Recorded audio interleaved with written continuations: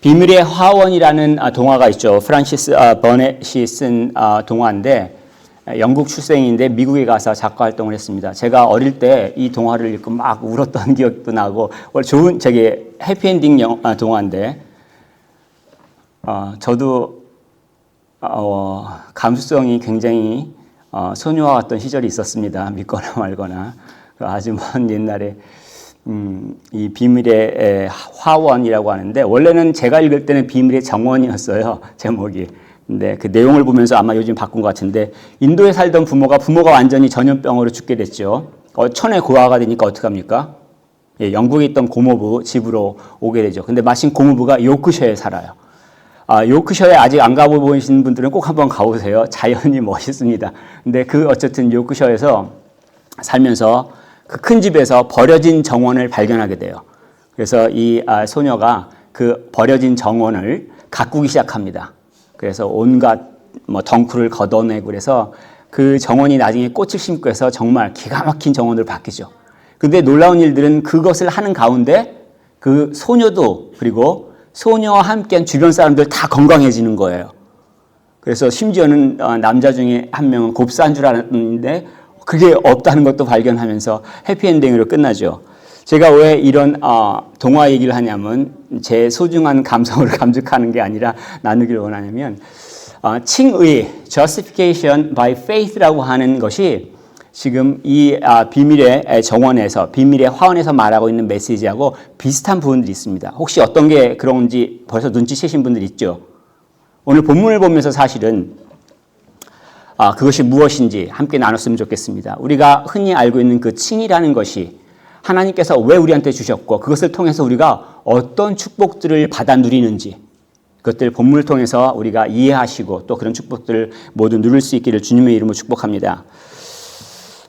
본문을 시작하면서 그러므로 하고 시작을 하죠. 이거는 뭐냐면 앞에 했던 말 이게 결과란 얘기예요. 지금부터 할 이야기들은 이전에 말했던 거에 대한 결과로서 설명하는 겁니다. 무슨 얘기냐면 믿음으로 의롭게 된 자들이 누리는 축복들이 이러한 것들이 있다라고 설명을 하는 거예요. 첫 번째 축복이 뭔가 하면 이 칭의를 받은 사람은 과거 문제가 해결됩니다. 다른 말로 얘기해서 하나님과 화평을 누리게 돼요. 1절에 보면 우리 주 예수 그리스도로 말미암아 하나님과 화평을 누리자라고 얘기를 하죠. 사람은 하나님과 화평을 누리지 못하는 자예요. 태어날 때부터 원수예요. 하나님을 몰라요. 하나님이 말씀하는 걸 안 지키려고 그래요. 심지어는 대적을 해요. 회방을 하죠. 아담 이후로 우리가 모두 그렇게 된 거죠. 하나님께서 우리를 하나님의 형상으로 만들었는데 우리는 하나님의 형상의 역할을 못하는 거예요. 오히려 그 하나님과 관계가 끊어져 버렸어요. 그 대가는 고달프고 고생스럽고 그리고 죽음을 피할 수 없는 것이 우리의 인생이 된 거죠. 자, 그런데 믿는 자는 이러한 처벌들을 두려워하지 않아요. 마지막 심판 때에 서서 믿는 자들은 이러한 심판을 받지 않는다는 얘기예요. 아브라함의 경우에서 힌트를 주고 있죠. 아브라함이 하나님과 계약을 맺으면서 제사를 지낼 때 그 짐승들을 반으로 쪼개서 양쪽으로 놓죠. 이 이야기는 당시 고대 사회에서 계약을 맺을 때 계약을 어길 경우에 이 쪼갠 짐승과 같이 그렇게 죽이겠다. 누구든 상대편이 이 이야기거든요. 근데 놀랍게도 이 쪼개진 짐승 사이로 지나간 게 하나님만 지나갔어요. 창세기 15장 17절에 보면 해가 져서 어두울 때에 연기 나는 화로가 보이며 타는 횃불이 쪼갠 고기 사이로 지나가더라. 하나님께서 혼자 책임을 지시겠다는 얘기예요. 그래서 2000년 후에 예수님께서 이 땅에 오셔서 십자가에서 죽으심으로 인해서 죄의 문제를 해결하셨죠. 그럼으로 인해서 문제가 해결되는 거예요. 하나님께서는 공평하시다라고 하신 것은 뭐냐면 한 번 죄값을 물으셨으면 다시는 그 죄로 2번, 3번 묻지 않으신다는 얘기예요. 예수님의 죽으심이 평화를 가져왔다는 얘기입니다. 에베소서에서는 이것이 하나님과 원수된 것을 십자가로 소멸하였다라고 표현하고 있죠. 근본적으로 우리가 하나님께 나아갈 수 없는데 그 장벽이 완전히 무너진 거예요. 해결됐어요. 그리고 그것이 무엇을 말하냐면 내가 나를 용서할 수 있어요. 많은 사람들은 이게 무슨 얘기인가 하냐면 자기 자신을 용서를 못해요. 나는 이것밖에 안 되라는 것들. 사람들 앞에서는 막 목소리를 내세요. 나는 잘 살았어. 나는 훌륭한 사람. 막 이렇게 소리를 막 지르는데 사실은 그건 자기 속 안에 자기 자신을 우습게 여긴다는 반증이에요. 자기를 존중하면 그렇게 표현하지 않는데 이 자기 자신을 용서하지 못한 것들이 해결이 돼요. 하나님께서 용서해 주셨으니까. 그 용서를 받은 자들은 자기가 용서가 되는 거예요. 하나님이 용서해 주신 걸 어떻게 내가 책임을 묻습니까? 그리고 내가 다른 사람들과 함께하지 못하는 이 장벽들이 무너져요. 그래서 나랑 달라요. 정말 달라요. 저한테 남자 동생이 한 명 있습니다. 저랑 성격이 틀립니다. 습관이 틀리고 같은 걸 본 적이 없습니다. 부모님이 같다는 것 빼고는. 그런데 어떻게 같이 지낼까요? 육신이 혈이기 때문이 아니라 그리스도 안에서 형제이기 때문에 같이 일을 도모하고 같이 일을 진행합니다. 예수를 믿는 사람들은 이 세상에서 알 수 없는 평화를 누려요. 알 수 없는 그런 유대감들을 누리면서 살아갈 수 있습니다. 이게 하나님께서 주신 첫 번째, 과거 문제가 해결됨으로 인해서 누리는 평화예요.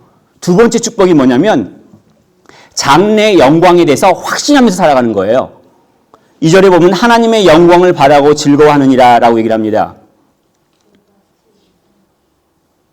우리의 삶은 영광스럽지 않죠. 남들이 나를 알아주기를 바라고 나는 정말 성공하기를 바라고 내 자식들은 모두 잘 돼가지고 정말 힘주고 다니고 싶은데 현실은 그렇지 않죠. 그런데 의롭다 칭을 받은 자들이 하나님의 영광을 바라고 즐거워한다라고 얘기합니다. 이 하나님의 영광이 무엇인가 먼저 이해할 필요가 있는데 스타일이라고 표현하는 신학자가 있습니다.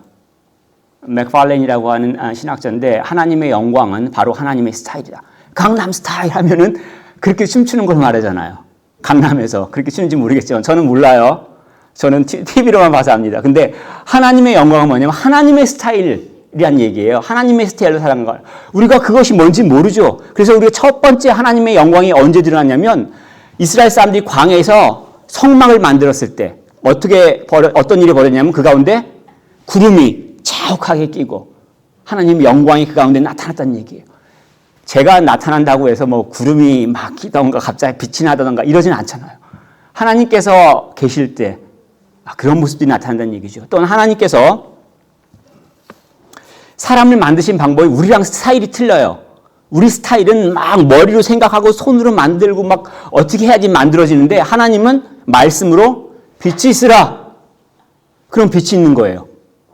전혀 방식이 틀려요. 내 스타일과 전혀 다르죠. 또 사람을 대하는 방식이 틀립니다. 우리는 어떻게든 나한테 뭐 하나 도움이 될까? 어떻게든 사람을 이용할까? 눈치 싹 보면서 이용할 생각만 하는데 하나님 그렇게 안 본다는 얘기예요. 하나님 우리 사람들을 볼 때 하나님의 사랑과 공의로서 우리를 대하신다는 얘기예요. 비록 본인이 희생한다 할지라도. 이게 하나님의 스타일이란 얘기예요. 이 가운데 하나님의 영광이 드러난다는 얘기예요. 또한 그리스도인들도 그런 하나님 때문에 그런 영광 가운데 서게 됩니다. 마지막 때 요한계시록 11장 12절에 이렇게 기록하고 있죠. 하늘로부터 큰 음성이 있어 이리로 올라오라 함을 그들이 듣고 구름을 타고 하늘로 올라가니 그의 원수들도 구경하더라. 사람이 구름을 타고 하늘로 올라가요. 우주를 날아다니는 개념이 아니라 내가 살고 있는 이 영역이 아니라 당시 사람들 할 때는 하나님의 영역, 그 영역 가운데 내가 서는 거예요. 그것도 나의 원수들이 보는 가운데 영광을 받는 거예요. 다윗의 고백처럼 원수들의 목전에서 내게 기름을 부으시나이다. 그런 말씀이 마지막 때에 그리스도를 믿는 자들 가운데 그 영광이 주어진다는 얘기예요. 바울도 마찬가지죠. 데살로니가전서 4장 17절에 그 후에 우리 살아남은 자들도 그들과 함께 구름 속으로 끌려올려 공중에서 주를 영접하게 하시리니. 다시 한번 얘기하지만 하나님의 영광의 자리 가운데 인간이 선다는 얘기예요. 그리스도께서 영광을 받으실 때 그리스도를 믿는 자들이 그와 함께 서서 같이 영광을 받는다는 얘기예요. 그 영광을 우리가 살아가는 이때 소망하고 확신하며 살아간다는 얘기입니다. 이것을 원래 하나님께서 당신이 만드신 피조물들을 향해 갖고 계셨던 계획이에요. 그래서 이사야서 40장 보면 내가 내 영광을 위하여 창조한 자를 오게 하라 하고 구원을 한 이스라엘을 하나님께서 그 영광 가운데 세우실 것을 가르쳐주고 있습니다. 그래서 바울은 우리에게 너네가 크리스찬이면, 너네가 그리스도인이면 무엇을 하든지 하나님의 영광을 위해서 해라 라고 권면합니다. 여러분들이 지금 어떤 걸 즐거워하십니까? 만약에 하나님의 영광을 즐거워하고 있지 않다면 어디가 문제가 있는지 보셔야 돼요. 어떠한 영광을 바라고 있습니까? 여러분들이 노력을 해서 이룬 성공의 영광을 바라고 있습니까? 그럼 다시 한번 돌아오셔야 됩니다.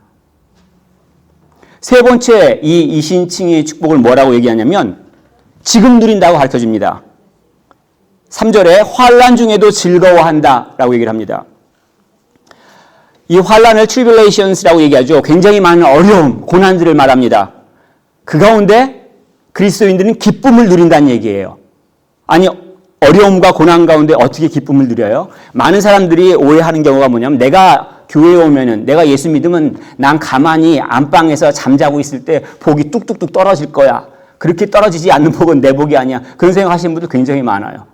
그렇지만 성경에서 말하고 있는 이 즐거움은 싸움을 한 이후에 승리를 얻는 즐거움이에요. 영적인 전투가 일어나잖아요.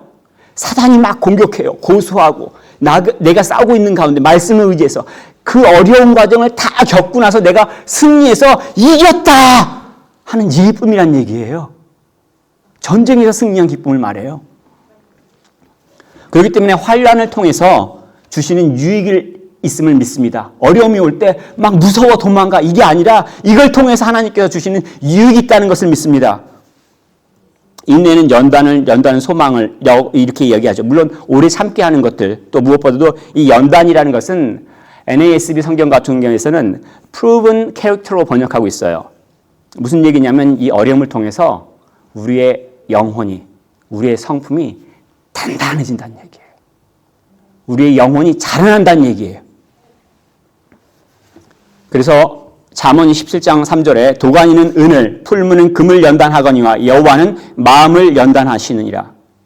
이 이야기는 뭐냐면 구원받은 자들은 성품의 변화가 있다는 얘기예요. 자기 중심의 성격이 변해서 하나님 중심의 성격으로 바뀌어요. 예수님을 닮아가는 자들이 된다는 얘기예요. 성령의 9가지 열매, 그 9가지 열매들이 다 무엇을 가리키고 있어요? 하나님의 성품을 가리키고 있다는 얘기예요. 그리스도인들은 칭의를 통해서 평화를 누리고 또 장차 영광을 소망하며 그리고 지금 어려운 가운데서도 오히려 소망을 품고 하나님의 성품, 그리스도의 성품으로 닮아가는 축복들을 누리게 됩니다. 이러한 축복들이 어떻게 가능한가? 어떤 사람들은 오해를 많이 합니다. 특별히 동양계, 우리도 동양계죠. 저도 동양 사람이고 한국 사람입니다. 어떻게 많이 오해를 하냐면 이 정도 수준에 가려면 내가 돌을 많이 닦아야 돼. 10년 정도 산속에서 내가 벽을 보고 수행하면 이 정도 돌을 되겠지. 도사가 되는 거 아니야? 심지어는 교회 나온 사람들 중에서도 그렇게 생각하는 사람들이 많아요. 자기가 많이 돌을 잘 닦으면 수준이 굉장히 높아진다고 오해하는 사람들이 많습니다. 그런데 본문에서 5절부터 8절까지는 아주 간단하게 합니다. 이러한 축복은 하나님께서 우리를 사랑하시기 때문에 우리가 받는다라고 가르쳐주고 있습니다. 5절에 보면 성령으로 말미암아 하나님의 사랑이 우리 마음에 부은 바 됨이니라고 말하고 있죠. 이게 무슨 얘기냐면 예수를 그리스도로 믿는 순간 어떤 일들이 벌어지냐면 내가 하나님과 원수였던 사이 가운데서 내가 예수님 때문에 평화를 누리는 순간 성령 하나님께서 내 마음 가운데 계시기 시작합니다. 이걸 성령의 내주라고 표현합니다. 자, 하나님께서 함께 하실 때 어떻게 돼요? 하나님의 능력, 하나님의 성품, 하나님으로 인한 기쁨들을 누리게 됩니다. 감동을 받기 시작해요. 정말 깡마른, 정말 딱딱해서 찔러도 피 한 방울 안 나올 것 같은 사람이 눈물을 흘릴 수가 있어요. 사람들을 불쌍히 여겨요. 분명히 이 사람 이런 사람이구나. 그런데 알면서도 사랑하려고 해요. 하나님께서 역사하신 증거란 얘기예요. 인생의 풍성함을 누리기 시작합니다. 하나님께서 내 안에 계시기 때문에 나한테 없는 이러한 기쁨들이 흘러나온다는 얘기예요. 어떤 사람들은 의심합니다. 혹시 마약한 거 아니야? 그렇죠. 종교는 마약이라고 하는 사람들도 있죠. 우리도 신앙이 좀 좋지 않을 때 이런 마음이 들지 않습니까? 영국의 겨울을 지나면서 우울한 마음 가운데 아침에 일어날 때 은혜 받은 게 내 착각이었나? 내가 잘못 생각하는 건 아니야? 어떻게 보면은 주관적인 경험이기 때문에 그럴 수 있습니다. 그래서 하나님께서 은혜를 주어주실 때 어떤 사람들은 굉장히 특별한 은혜를 통해서 정말 그 마음 가운데 넘치는 축복들을 누리는데 반면 단점이 뭐냐면 때가 지나면 굉장히 메말라요.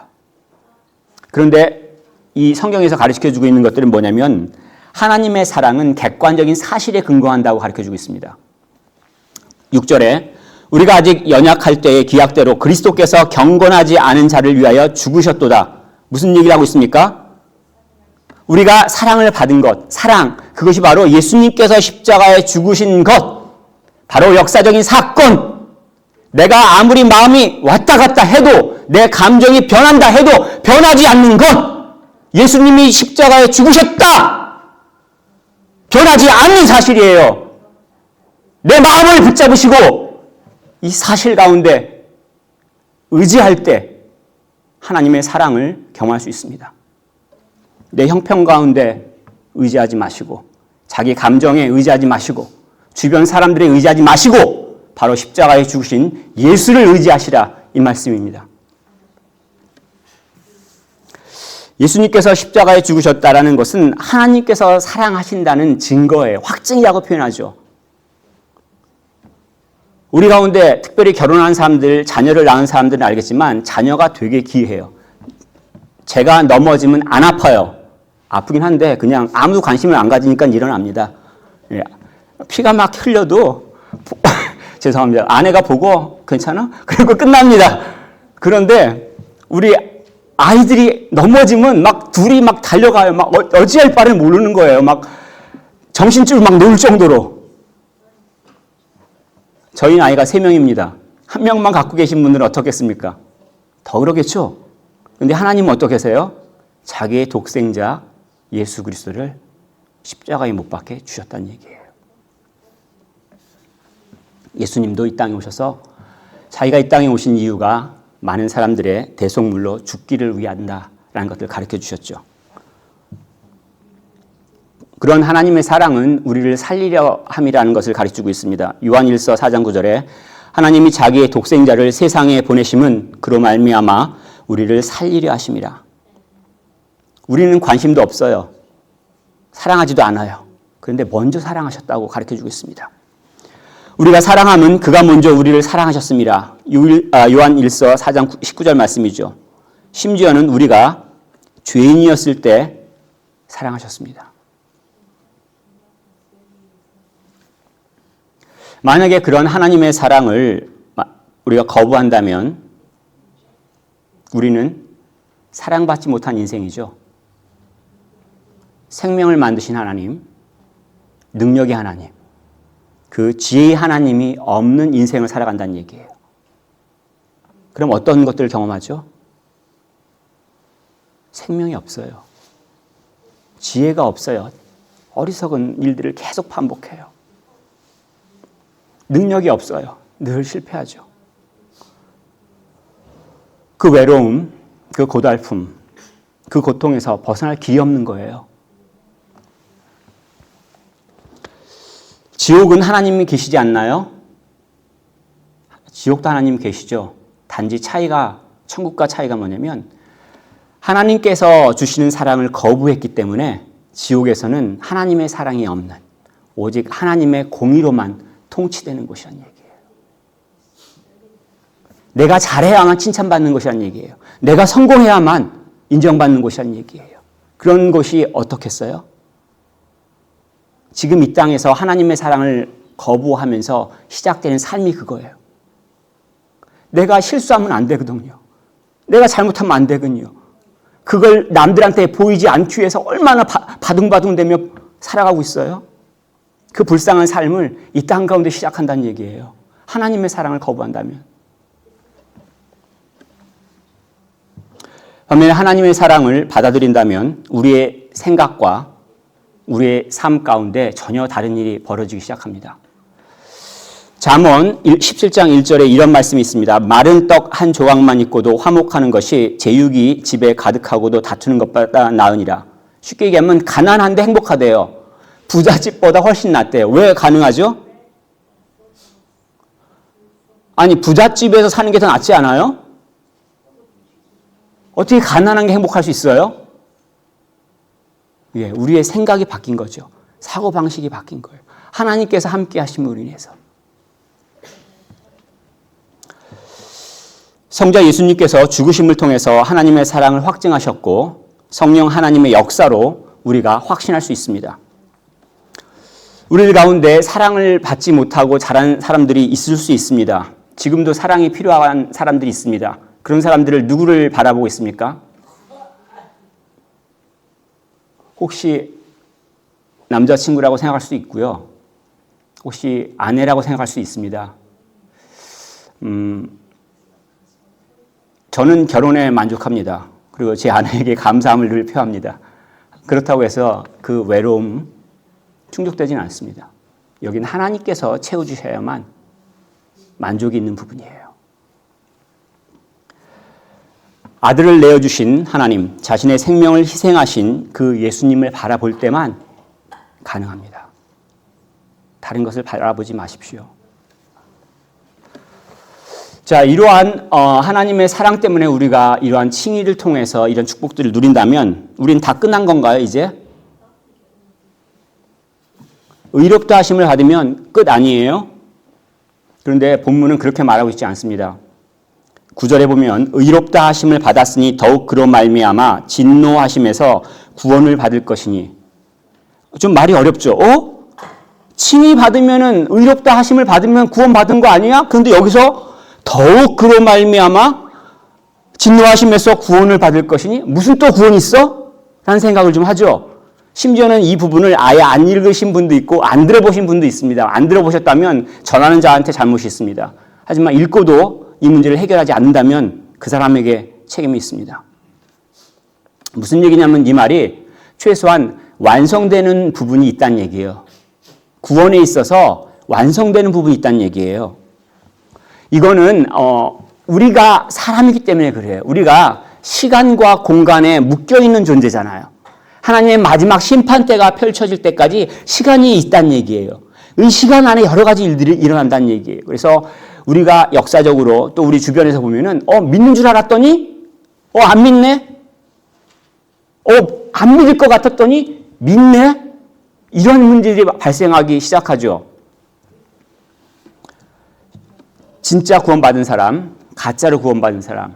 이것을 이제 영어로 이제 컨버전이라고 얘기합니다. 그래서 이 문제에 대해서 영국 청교도들은 굉장히 많은 생각들을 하고 또 통찰들을 갖고 있고 많은 사람들을 돕고 있습니다. 그래서 사실 우리가 몰라서 모르는 것뿐이지 이 영국 청교도들의 글들을 보면 이런 경우에서 너무나도 정말 자세하게 돕고 있는 것을 알 수 있습니다. 예를 들어서 윌리엄 퍼킨스라고 하는 신학자가 있습니다. 케임브리지 출신 신학자인데 이 신학자가 유명한 것들 중에 그 중에 하나가 뭐냐면 골든 체인이라는 게 있어요. 쉽게 얘기하면은 골든 체인이 있는 거예요. 이쪽 선이 있어요. 황금선, 구원으로 연결되는 선. 하나님께서 부르셨어.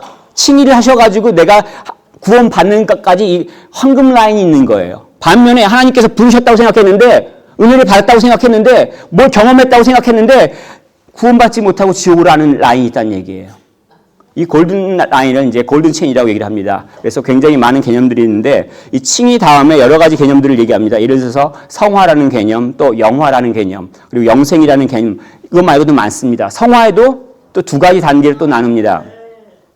vivification이라는 단어하고 또 mortification이라고 하는 부분들이 있습니다. 제가 여기서 뭐 자랑하려고 잘난 체 하려고 하는 거 아닙니다. 제가 해봤자 인정 안 할 거잖아요. 저도 기대하지는 않습니다. 근데 무슨 얘기냐면 예수 믿고 천당 간다고 하는 개념만 갖고 계시면 안 된다는 얘기예요. 성경에서는 분명히 뭐라고 말하고 있냐면 그리스도인들은 그리스도의 장성한 믿음의 분량까지 잘할 것이다 라고 예언하고 있는 거예요. 내가 만약에 잘하고 있지 않다면 나는 구원받고 있는 라인이 아니에요. 내가 변화하고 있는지 변화하고 있지 않는지 보셔야 된다는 얘기예요. 예수님 때문에 하나님과 화목하게 된 사람들은 예수님 때문에 구원을 완성합니다. 10절에 더욱 그의 살아나심으로 말미암아 구원을 받을 것임이라. 하나님과 원수됐으면 하나님 싫어요.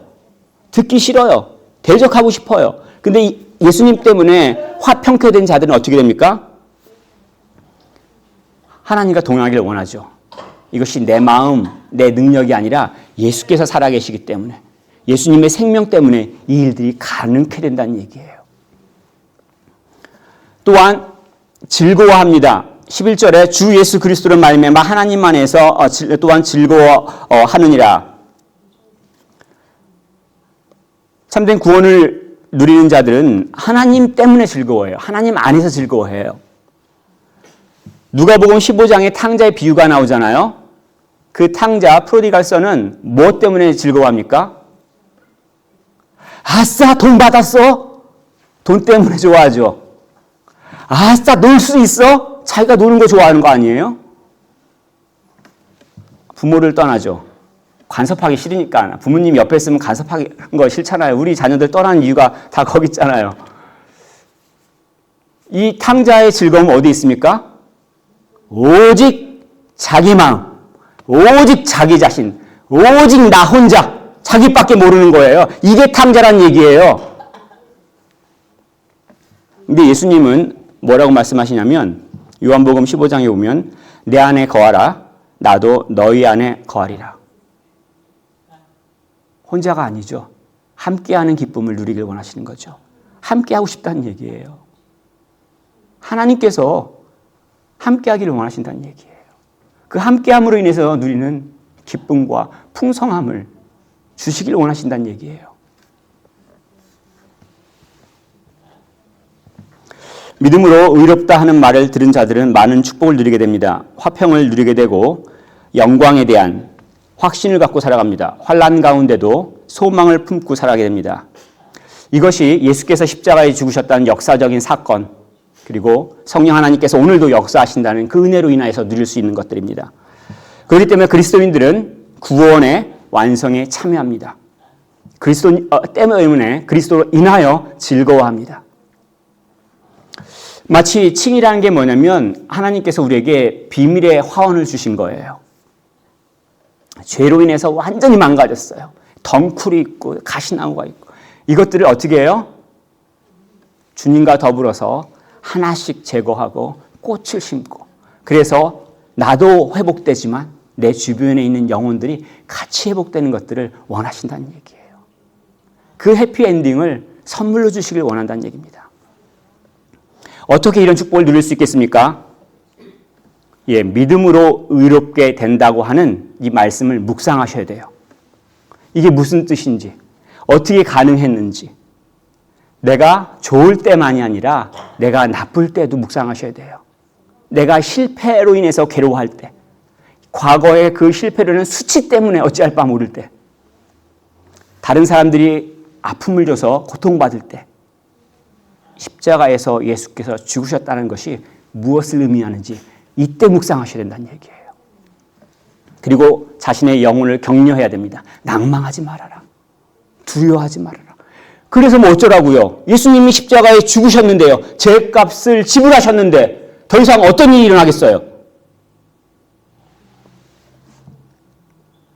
이를 기준으로 우리의 생각과 우리의 말과 행동을 결정합니다. 그리고 이러한 진리를 주변 사람들과 나눕니다. 그러할 때 주시는 하나님의 축복들이 우리가 가늠할 수 없습니다. 하나님께서는 하나님 나라에서 당신의 자녀들과 함께 살아가기를 원하시지만 이 땅 가운데 지금 당장 우리 모두가 그 기쁨 가운데 동참하기를 원하십니다. 우리 모두가 이러한 축복 가운데 살아갈 수 있도록 축복하겠습니다. 그리고 권면하겠습니다.